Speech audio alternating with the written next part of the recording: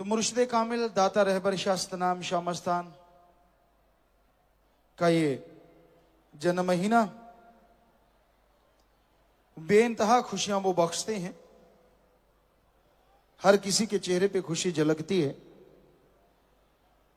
और जिसकी वजह से ये खुशियां चेहरों पे आई हैं वो वजह सच्चे दाता रहबर मुर्शिद कामिल और उन्हीं का ये जन्म महीना। तो साध संगत पूरे जोश खरोश से पूरी मर्यादा में रह के खुशियां मनाती है, सेवा करती है और सेवा का मेवा मालिक हाथों हाथ जरूर बख्श देते हैं। अगर आप सेवा में आते हैं, एक बार 5-10 दिन हफ्ता लगा जाते हैं, तो अगली बार उससे दुगनी चौगनी खुशियां मालिक से आपको जरूर दिलवाएंगे अगर आप उतनी ही सेवा फिर करते हैं। ये आप पे निर्भर है, आप सेवा करते हैं लगन से या टाइम पास करते हैं। क्योंकि हम भी सेवा पे आया करते थे। दो तरह के सेवादार होते हैं, एक सेवा करते हैं और एक टाइम पास करते हैं। बातें कर ली, इधर की सुना दी, उधर की सुना दी, गपशप मार लिए और सुना भाई फलां की, सुना भाई उसकी, सुना भाई कैसा हुआ, बस लगे रहते हैं, दे तेरे की ले तेरे की। बल्कि खुशी कहां से मिलेगी जब आप आश्रम में आके भी निंदा चुगली नहीं छोड़ते। तो आपका फर्ज है, आप सेवा में आए हैं तो सेवा ही करें और तरफ ध्यान ना दें। फिर देखिए कैसे साईं मस्ताना जी महाराज शास्त्राम जी दाता रहबर के वो पवित्र वचन कि सच्चे सौदे का मुरीद बचनों पे रहे, सुमरन करे, ना अंदर कमी रहेगी ना बाहर कमी रहेगी। 100% अंदर बाहर खुशियों से माला माल हो जाएंगी।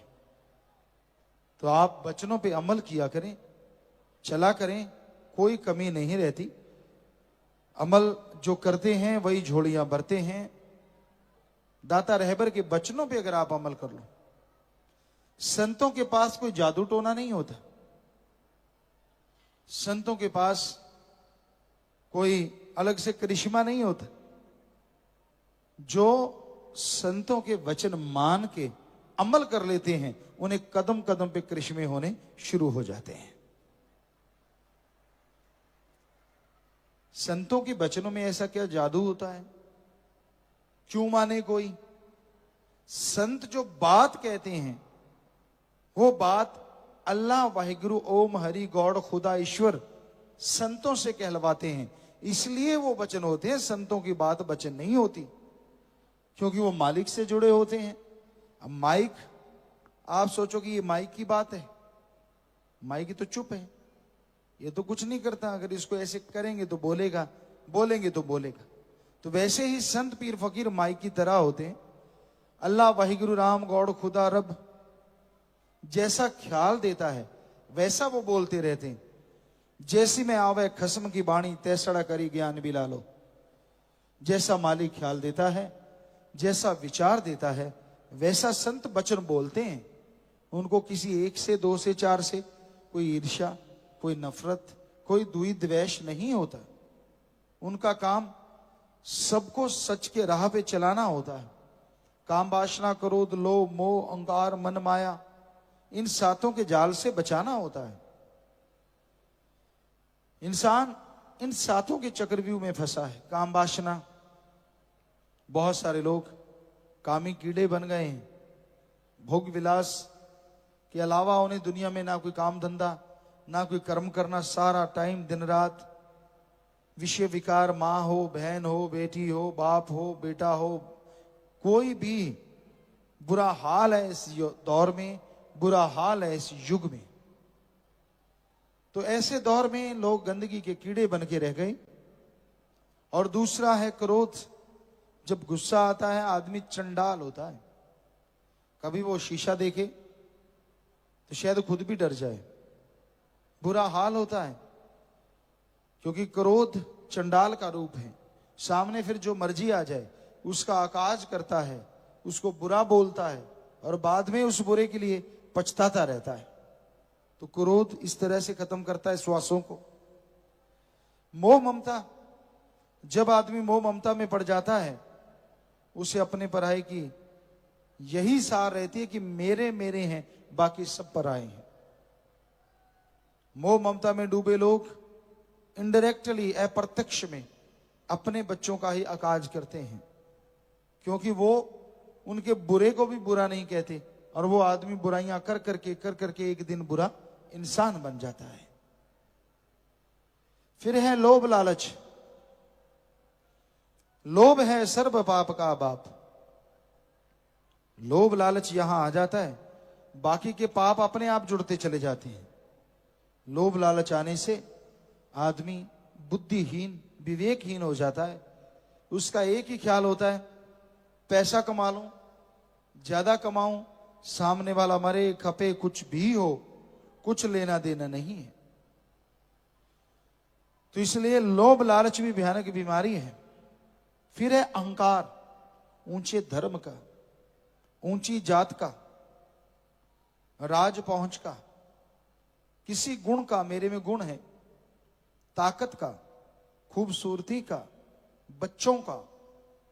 अहंकार बुरा ही बुरा है, अहंकार कभी ना करो। अहंकार से खुशियां चली जाती हैं। फिर है मन और माया, ये बड़े जबरदस्त है।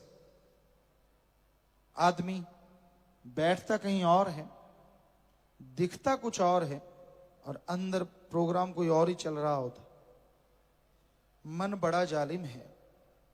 गुरु कहे करो तुम सोई, मन के कहे चलो ना कोई। ये गुरु से बेमुख करवावे, और ये भवजल में गोते खिलवावे।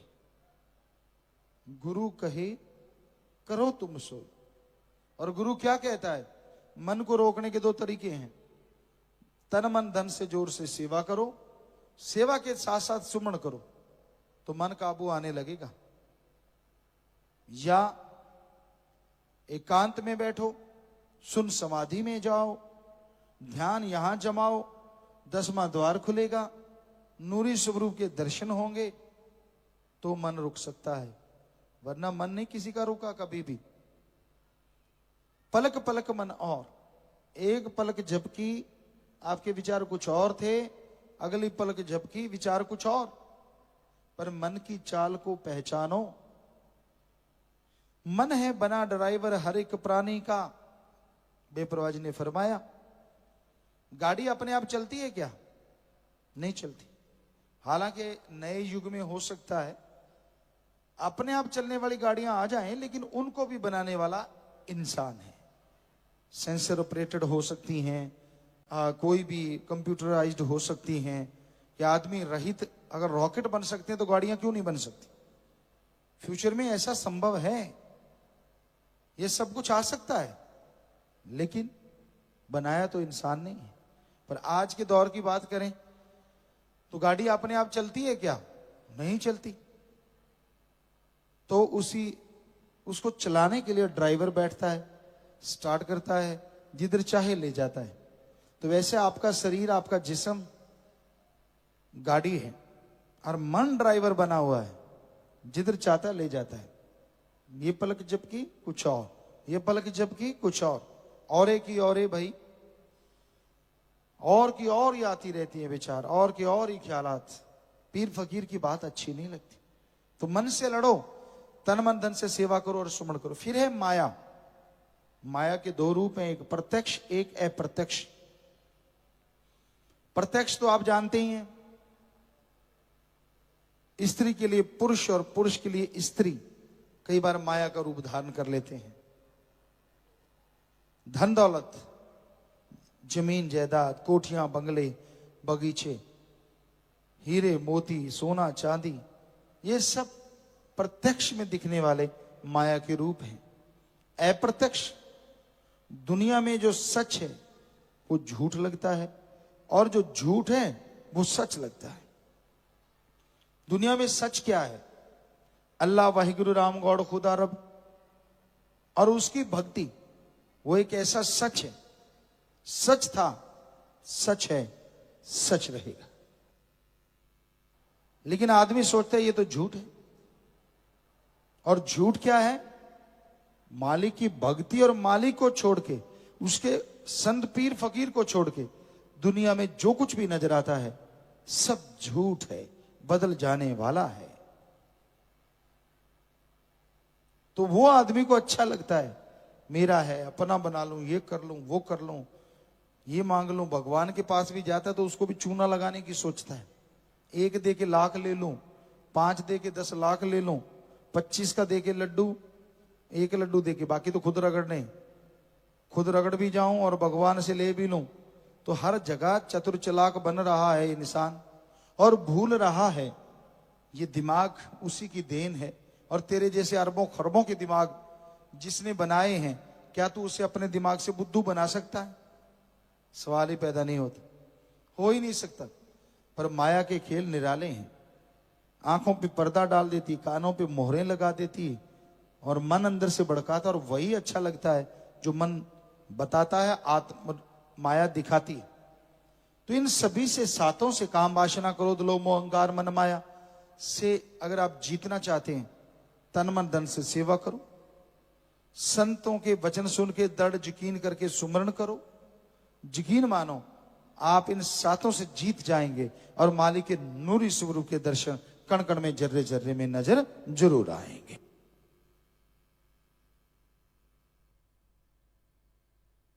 संगत पर्ण करना चाहती है, सदगुरु से किया वायदा पूरा किया करेंगे। भूलवश ऐसा ना कर पाए तो सुमन जरूर किया करेंगे। तो घंटा तो सुमन होना ही चाहिए ना फिर। हाँ, तो आप अगर ऐसा करना चाहते हो तो हाथ खड़े करके वायदा कर लो जी। तो नारा लगा के हाथ नीचे कर लो